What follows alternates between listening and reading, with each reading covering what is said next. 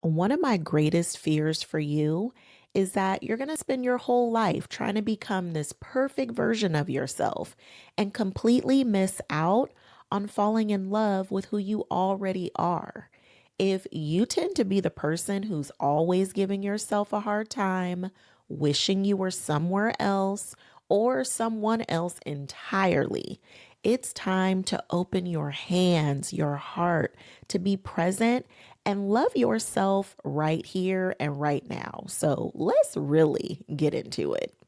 I want to take you back to the season of my life that I learned this the hard way. If you're new here, I'm Letitia, your identity shift coach. Make sure that you're subscribed because we have these kind of real conversations on the regular, okay? I got to take you back to my single season, aka the drought. Because I was single for like 10 ish years. And let me just tell you, this season was one of the real rough ones. I spent so much time looking for the one, not even realizing that the whole time, every single result that I was getting was just reflecting back to me exactly where I was. But I was too busy arguing with the location. My hands were so tight around that outcome. I didn't even realize that I was suffocating my own dream. Okay. Somebody cue Jay Holiday because Suffocate should have definitely been my theme song for that era. And you know what we do when we don't see the results that we want? We bear down even harder. The grip gets even tighter. You start to go in heavy on the tough love. You start to give yourself a hard time thinking that the more accountable that you hold yourself, the more that you hold your feet to the fire, the faster you're going to get to your results. Not even realizing that beating yourself down in the process is not really helping and it's hurting you more than you know. Or we do things like wish that we could just skip this season and move straight to the winning. Because who needs preparation when all we want to do is collect our prize? Or maybe you end up just wishing you were someone else entirely because watching everybody else's highlight reel makes it seem like everyone else has it so much easier. Or seeing other people achieve their success, not knowing everything that they had to do to get there. Just because you see them in their winning season, it makes it seem like their preparation season was so much easier than yours is. And friend, the longer that you compare yourself to someone else's highlight reel, the more unfair that comparison is. And not only is it an unfair comparison, but it's actually quite inaccurate as well.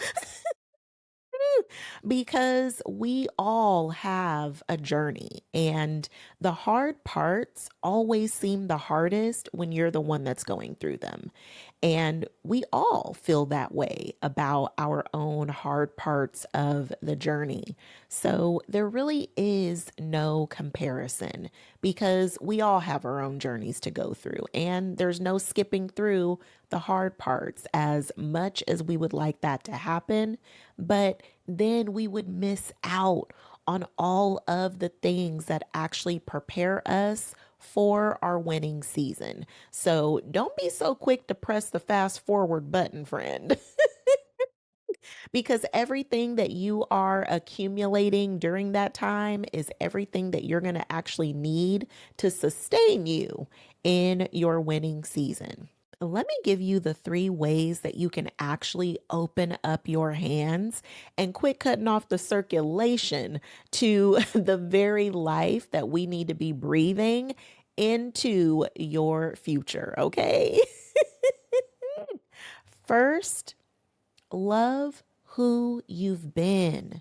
Friend, when was the last time that you actually look back at the version of yourself that got you here, but not with critical eyes, because it's so easy for us to focus in on the mistakes that we've made, the choices that weren't the best, letting someone get close to us who ended up hurting us.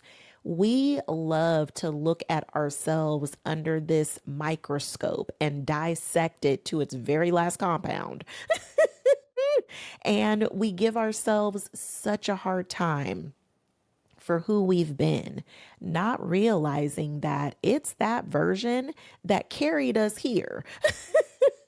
We needed her. We needed those mistakes in order to gain the wisdom, the discernment, all of the tools and the skills that we have now. We needed her to go through that so she could learn some things and prepare us. Okay. So, love who you've been and not just giving her the ultimate hard time on repeat. The same level of detail that you've looked at all of the flaws, all of the insecurities, all of the mistakes, give that same energy when you look at what she did right, what she got right, because that deserves some acknowledgement, some recognition, some appreciation. Love on her. She got you here. She did some things right.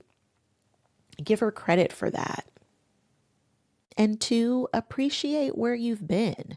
When was the last time that you actually look back to not just critique everything that you did to get here, but to actually see just how far you've come? Is your life different than it was 2 years ago? What about 5 years ago? 7 or 10 years ago? You might be living a completely different life today, friend. When was the last time that you gave yourself credit for just how far you've actually come? It is so easy for us to focus on who we're becoming so that we can live the dream life that we can't stop thinking about. And as you focus in on where you want to go, it's easy to forget the progress that you've actually made up until this point. Have you given yourself credit for that? Do you realize all of the things that you had to overcome to just to get here? Friend, this is where you actually appreciate yourself and give yourself credit for just how far you've come. Because you have been some places, friend, and you've been delivered from a lot of things too. So appreciate that, recognize that. That's something to be proud of, friend. And three is love the best of who you are right now. Because again, friend, it's easy to get caught up in your shortcomings, the spaces where you need to grow or improve and get better. All of these things, our flaws, our insecurities, the things that we don't like that much, the things that we want to change. It's so easy to focus in on that. But looking at the best of who you are right now barely gets any airtime. So, where are you loving the best of who you are right now? What skills have you gained that you're most proud of right now?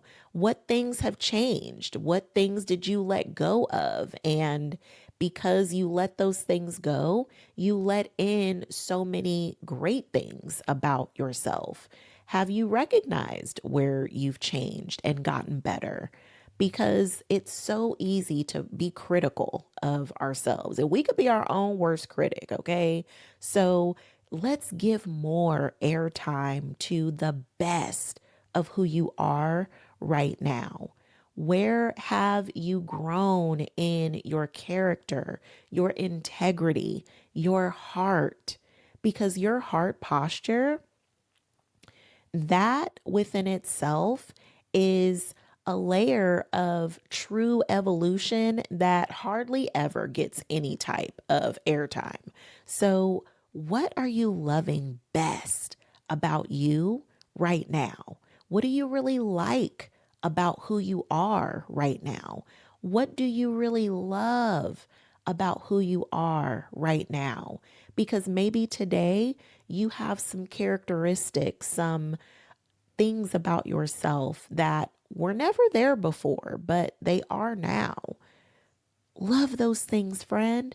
Love who you are now because none of us are perfect. And if you actually take some time to connect to the best of who you are right now, you'll find yourself loving yourself even more. And then when you are living your life from that place, friend, that now we talking true happiness, okay? Because we're always going to be a work in progress. We're always going to be working to improve something, or at least for those of us who choose to go along that path. And you've been here all this time, so I know that that's you. So why not love yourself right here and right now? Because I don't want you to get to that place that you're working towards, that dream life that you're moving towards, and get there and not feel fulfilled or not feel like you know who you are or not feel happy with who you are and this life that you've built. And so much of that comes from being connected, not just to who you are, but to the best of who you are, because your best lives here too, not just in who you become. Your becoming is beautiful, but so is the person that you are right now.